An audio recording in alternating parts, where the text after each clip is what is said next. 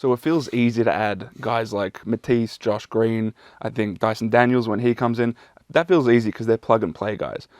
Giddey feels different. He feels like someone who you need to incorporate in a really prominent way because he's someone who handles the ball a lot. I'm sure you can play him out of the post in different actions, but he's someone who needs the ball in his hands. What are the challenges there as far as incorporating someone like him into a system that works, but someone who you need to put the ball in his hands? Yeah, I mean, I find that whole situation with him exciting. You know, a lot of film's been watched on how does OKC use him, because he's had a great career with them already in just the first two. This year, another level. You know, you're watching it and you're going, how do they use him? And he does have the ball in his hand a lot, and he's unbelievably good passer, and he has unbelievable feel, and he's big. Yeah. Number two is with who he was playing with before. With Shai Gilgeous-Alexander? Yes. Yeah.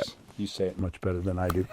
But he's got the ball in his hands a lot too, so you go through passage of play where he doesn't, and he's still very effective. Off, as you said, off the elbows, off the mid-post.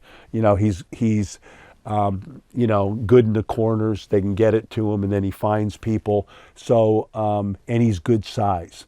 But one of the decisions made, and you say when he's on the floor, we're going to put the ball in his hand a lot, and he's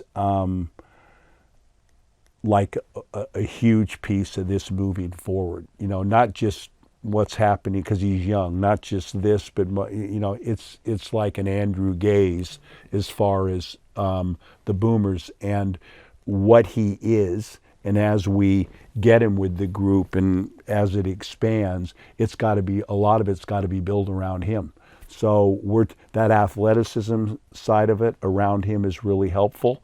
But also, you know, we need guys like Goorjian that can shoot the ball.